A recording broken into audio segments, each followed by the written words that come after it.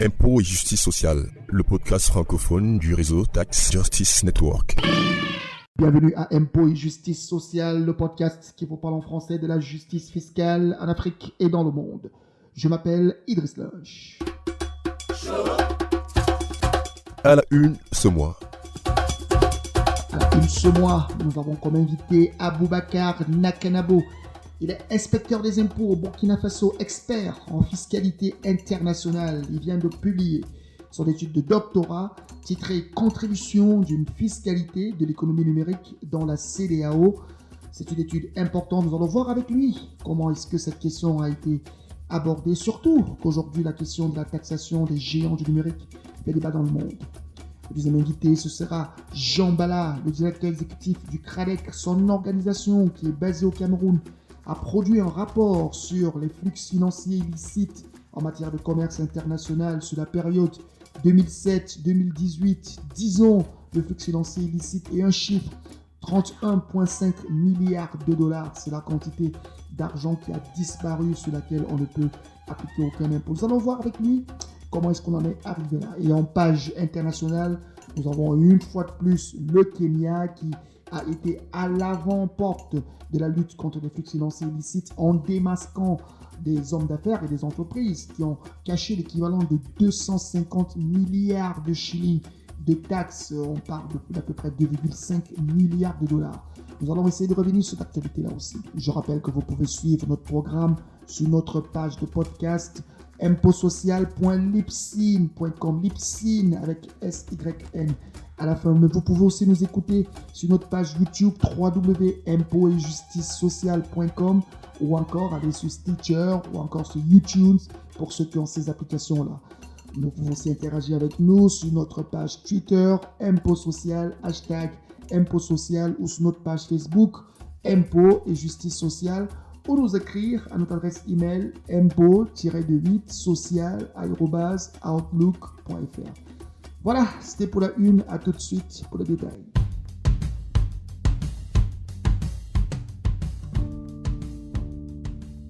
Madame, monsieur, on débute ce programme comme on a terminé le précédent. Nous espérons que vous respectez les mesures barrières car le coronavirus continue de faire des ravages. L'Afrique continue d'avoir des victimes qui s'accumulent dans les pays et la maladie ne fait pas que des dégâts en termes sanitaires mais aussi en termes économiques. Pour les pays, c'est un vrai casse-tête de mobiliser des ressources et justement, ça fait bien de parler de la mobilisation des ressources car l'économie numérique est au cœur du débat de la fiscalité internationale. Et un expert africain, Aboubakar Nakanabo, il est inspecteur des impôts au Burkina Faso au sein de l'administration fiscale burkinabé, a publié son étude de doctorat intitulée « Contribution d'une fiscalité de l'économie numérique pour la CEDEAO ». Il a accepté d'avoir un entretien avec nous. Je vous prie d'écouter ces échanges que nous avons eus avec lui. Alors, docteur Aboubakar Nakanabo, vous venez de présenter votre thèse de doctorat sur le thème « Contribution à la mise en place d'une fiscalité de l'économie numérique dans l'espace CEDEAO ». Je rappelle que l'espace CEDEAO, c'est celui qui regroupe la communauté des États économiques des États de l'Afrique de l'Ouest. On retrouve évidemment votre pays, le Burkina Faso, mais aussi des grands pays comme le Nigeria, le Ghana, la Côte d'Ivoire, le Sénégal et les autres pays de l'UEMOA.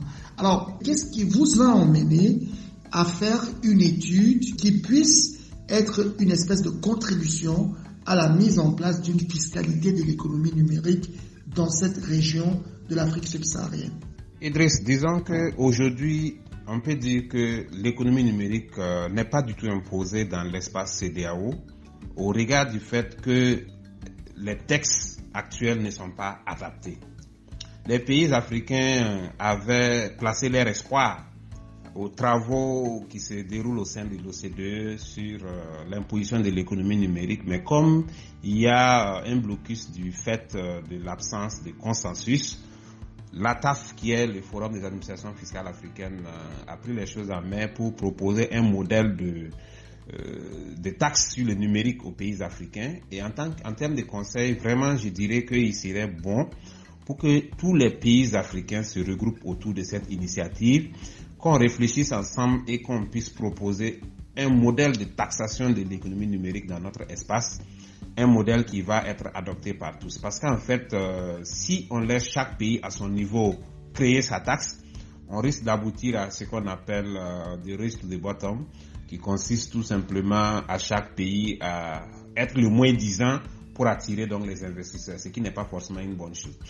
L'autre inconvénient des initiatives unilatérales, c'est que ça aboutit très souvent à la création d'une situation de double imposition, ce qui est également préjudiciable à l'économie. Donc aujourd'hui, il serait très bon qu'il y ait un regroupement des pays africains au sein de la TAF pour créer cette taxe sur les services numériques et qui soit adoptée dans tous les pays.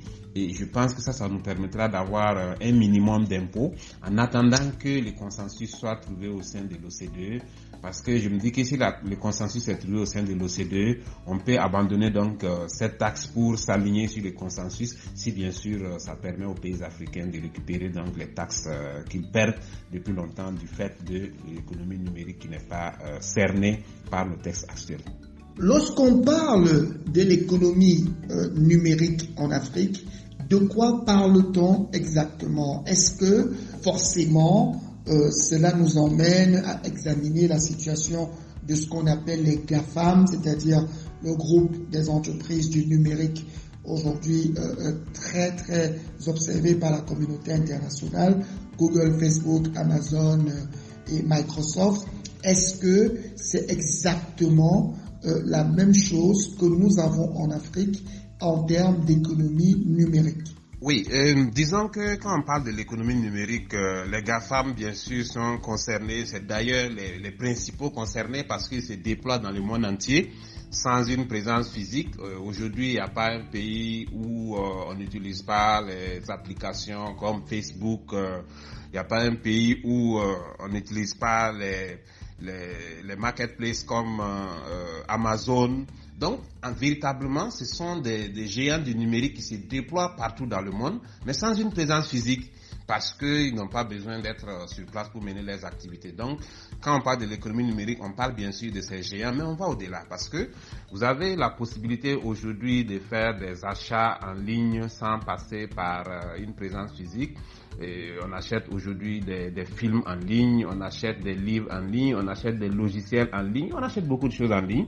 Et à côté de cela, il y a une sorte d'économie numérique informelle qui se développe aussi dans nos pays, notamment en Afrique, où les gens utilisent donc ces plateformes-là pour faire des transactions C2C, B2C, etc. Et donc tout cela, c'est l'économie numérique. Et bien sûr, si on va aller même un peu plus loin, même les transactions financières de façon dématérialisée font également partie de l'économie numérique. Donc c'est vraiment très vaste. Est-ce qu'on peut avoir une idée de ce que vous avez pu dégager comme étant les revenus générés par l'économie numérique en Afrique, quand on sait que identifier ces revenus est déjà le point de départ pour la mise en place d'une taxation qui puisse être pertinente? Je crois que là, vous soulevez un problème très important parce que d'abord, pour imposer un revenu, il faut arriver à le mesurer, ce qui est déjà un défi important parce que l'économie numérique aujourd'hui, pour avoir une mesure précise, ce n'est pas évident. Mais comme je l'ai dit au début, il y a la CNUSET qui a fait une étude qui a montré que le commerce en ligne couvre 5,7 milliards de dollars. En fait, disons, a couvert 5,7 milliards de dollars en 2017. Donc, de 2017 à aujourd'hui, on peut imaginer que ce chiffre a doublé au regard, bien sûr, de cette évolution rapide-là.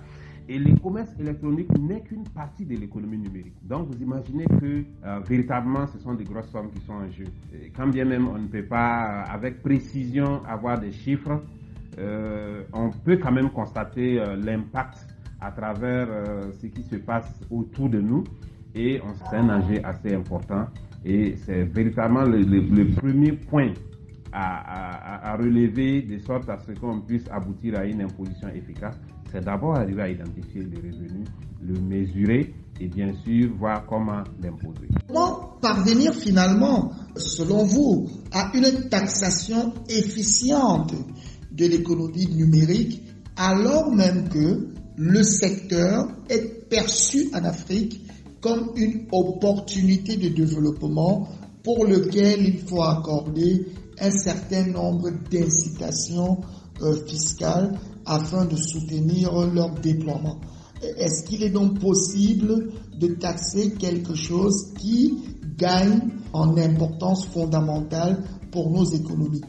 Idrissa, c'est une véritable problématique qui est posée là. Comment arriver à soutenir cette économie numérique qui est un levier de croissance important pour les pays africains et en même temps arriver à collecter l'impôt qu'il faut pour le développement des pays? Alors, je disais que quand on parle de l'économie numérique, il y a d'abord les GAFAM qui constituent bien sûr les géants mondiaux de la question et qui se déploient dans tous les pays. Ces géants, il faut arriver à trouver véritablement un système efficace pour les imposer.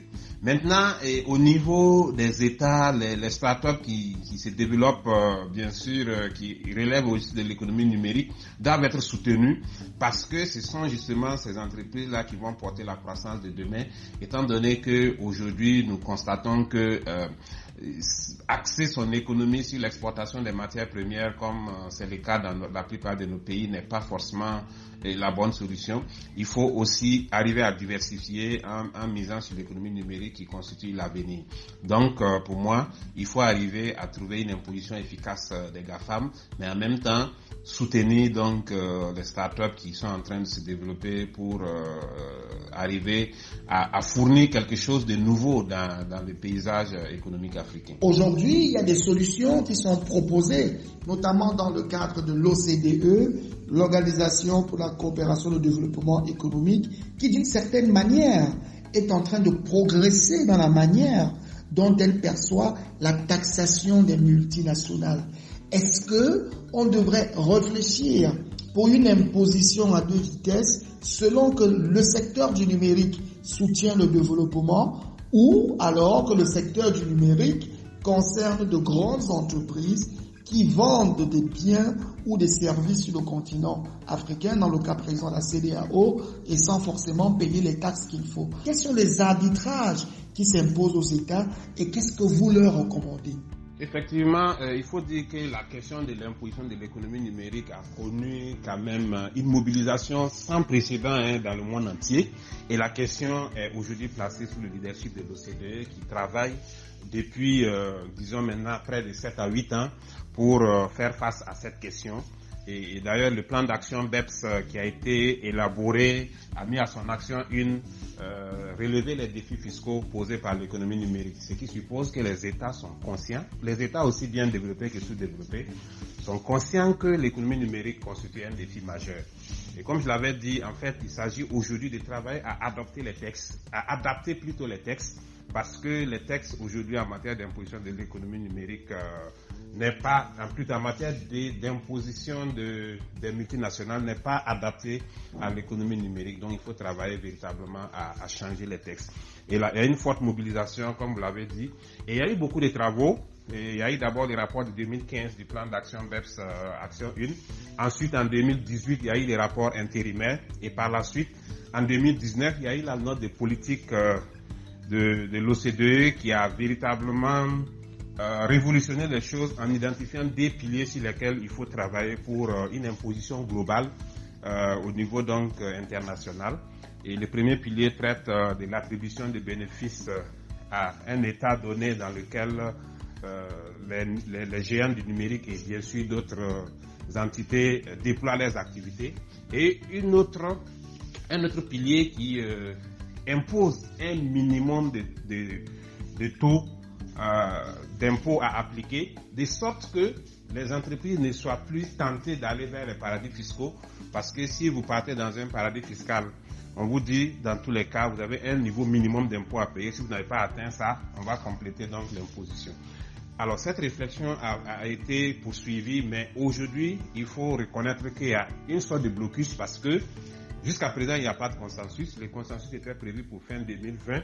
Mais bon, les pays n'ont pas forcément les mêmes intérêts sur la question, si bien qu'on n'évolue pas aujourd'hui. Et aujourd'hui, la question qui se pose, faut-il que les gens attendent pour que l'OCDE trouve une solution consensuelle avant d'aller à l'imposition, ou alors faut-il que les États prennent leurs dispositions?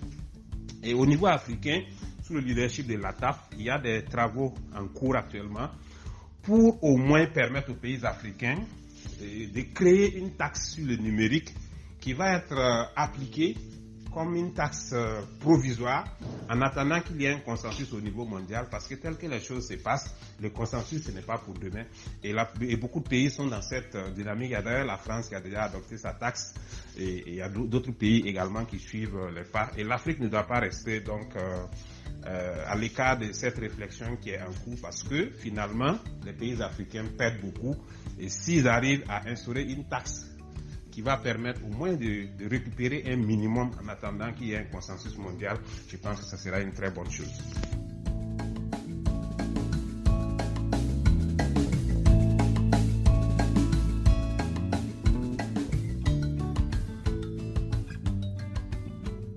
Je rappelle que vous pouvez retrouver le lien de téléchargement de cette étude très importante publiée par notre expert invité Aboubacar Nakanabo, le docteur désormais Aboubacar Nakanabo. Nous allons partir d'un invité à un autre. Cette fois, c'est Jean Bala. Vous êtes habitué à l'écouter sur ce podcast. C'est un administrateur au sein de l'ONG Tax Justice Network Africa, mais il est surtout le directeur exécutif de l'ONG camerounaise, le CRADEC, le Centre régional africain pour le développement endogène et le développement communautaire et endogène. Son organisation, justement, a produit un rapport sur les flux financiers illicites en matière de commerce international au Cameroun. 31,5 milliards de dollars, c'est la somme d'argent dont on ne retrouve pas de traces, ou alors la somme d'argent qui finalement est illicitement sortie du Cameroun sur cette période-là. Il nous expliquera comment est-ce qu'ils sont parvenus à déterminer un tel chiffre, surtout que des organisations qui ont travaillé sur cette question se sont montrées beaucoup plus modestes, avec des chiffres beaucoup plus faibles. Jean Bala a été notre deuxième invité. Écoutez l'entretien que j'ai eu avec lui.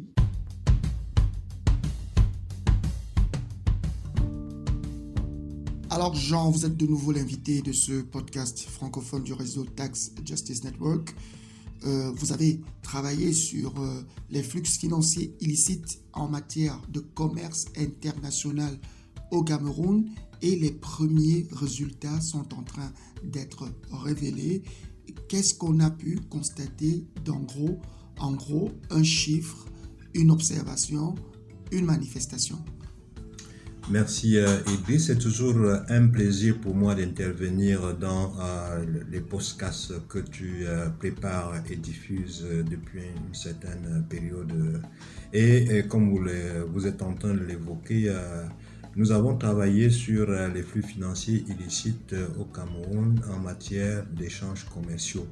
Et l'étude aujourd'hui révèle quand même un chiffre clé assez impressionnant qui est celui d'une perte évaluée à 31,5 milliards de dollars sur une période de 10 ans, ce qui est quand même assez considérable. Pour nous, c'est un chiffre sur lequel il faut travailler. Il faut travailler parce qu'il s'articule sur un ensemble, j'allais dire, de valeurs ou d'opportunités. Comme on l'a dit, nous avons travaillé sur le commerce international. Et en cela, on va voir que dans le commerce international, il y a des échanges qui s'opèrent entre le Cameroun et ses partenaires commerciaux. Et cet aspect de notre activité économique révèle effectivement que le Cameroun, entre les écarts qu'il y a au niveau des importations et des exportations, toutes matières confondues, nous sommes à un chiffre de 12,5 milliards de dollars, ce qui est important. Maintenant, lorsqu'on regarde spécifiquement sur certaines matières, sur certains secteurs stratégiques au Cameroun, je prends le cas du pétrole.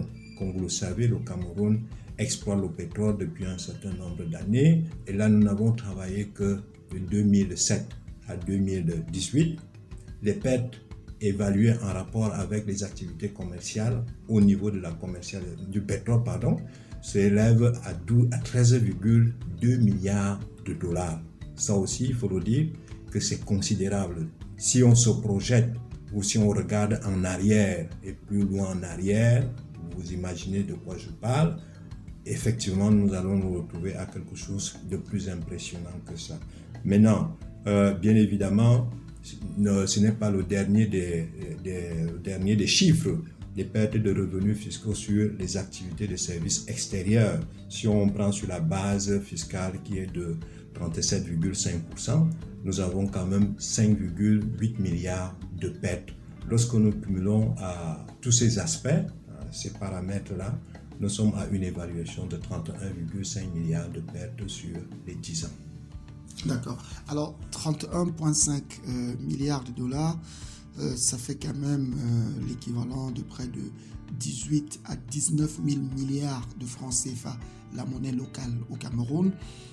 De votre point de vue de défenseur de l'équité fiscale, l'équité fiscale prise sous le prisme de la dépense au service de l'amélioration des conditions de vie, quel est votre sentiment quand vous réalisez que 18 000 milliards de votre monnaie, de ressources en votre monnaie, ont ainsi échappé à la possibilité d'être intégrés dans un cercle vertueux d'équité fiscale?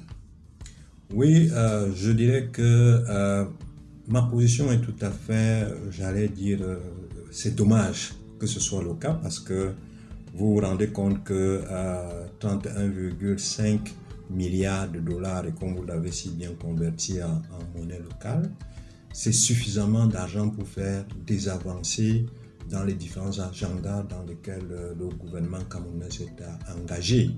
Je ne veux prendre d'exemple, par exemple, quand on parle de l'agenda 2030 sur les objectifs de développement durable. Nous sommes en ce moment en pleine crise sanitaire. Ceci est l'ODD 4, si je ne m'abuse. Et dans cet ODD 4, vraiment la santé pour tous est de meilleure qualité. Vous comprenez qu'en ce moment, le gouvernement camerounais a des difficultés pour contenir la propagation de la pandémie. Et ces difficultés-là se répercutent par des conséquences sociales, économiques, ainsi de suite. Et là-dessus, voilà des ressources qui pouvaient aider le gouvernement en son temps, si nous prenons notre période de référence, de renforcer les plateaux techniques, de faire de la prévention en ce qui concerne les conditions sanitaires au niveau de la santé publique et de pouvoir aujourd'hui apporter une réponse de manière souveraine, si je peux dire ainsi, de manière souveraine à partir de son contexte, de son analyse et des réponses internes, développer un système qui permettra en sorte qu'on ne puisse pas être dans une situation difficile dans la période de la pandémie. Donc, bien évidemment, on regrette que cela soit le cas et nous nous sommes posé la question de savoir, oui, une fois que nous constatons que nous ayons ce chiffre, il faut pouvoir travailler pour que nous puissions sensibiliser le gouvernement sur ce phénomène, comme nous le disons dans l'étude, qui n'est pas encore inscrit dans l'agenda politique comme une priorité nationale.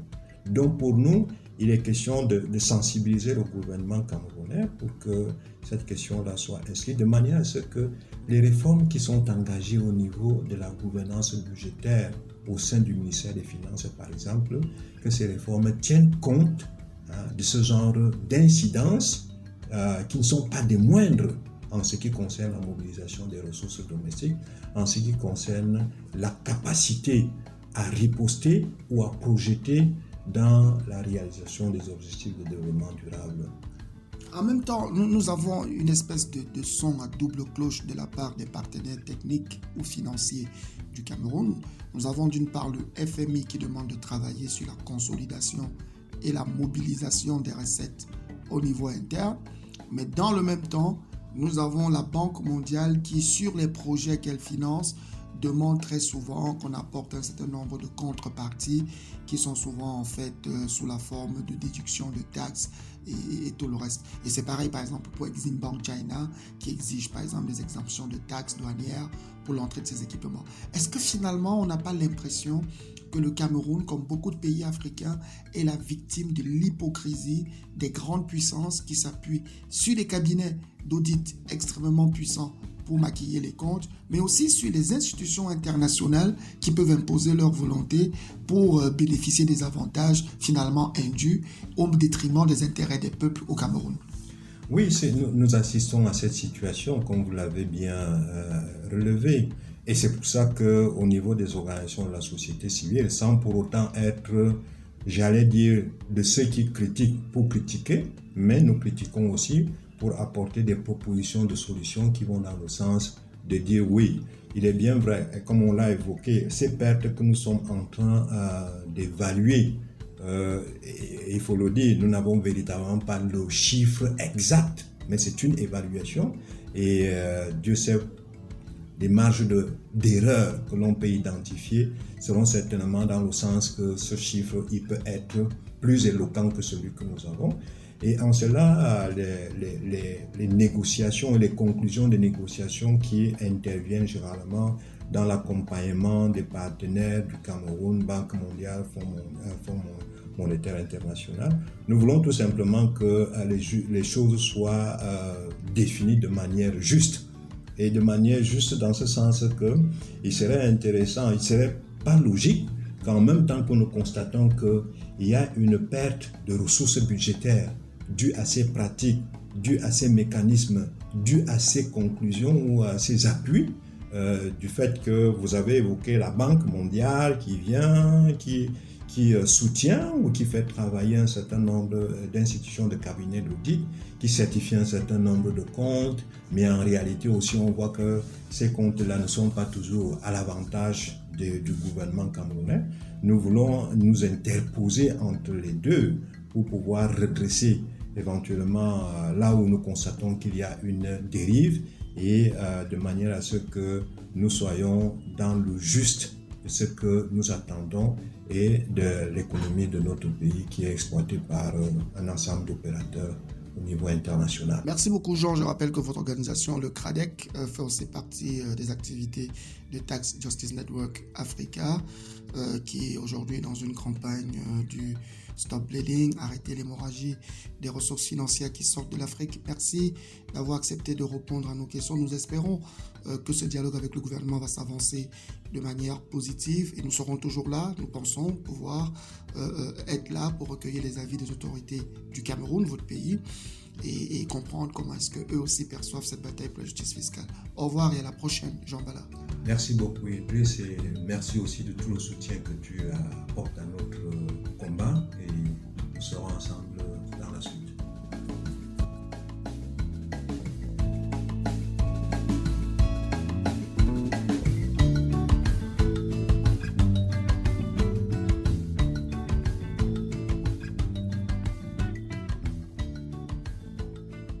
L'actualité internationale.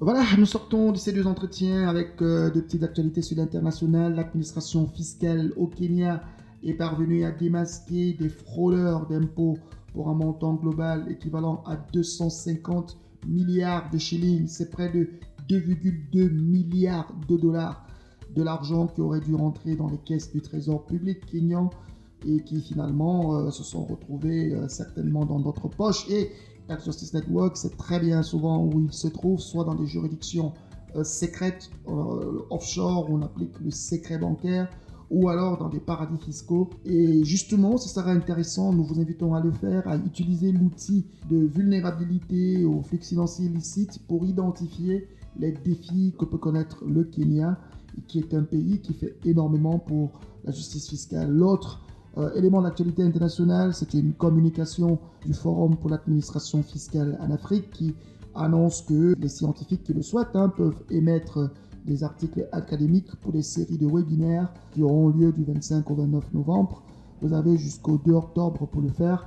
Rappelons que vous pouvez aller sur le site de la DAF, du réseau africain de recherche fiscale, pour pouvoir voir quelles sont les conditions pour pouvoir soumettre. Voilà.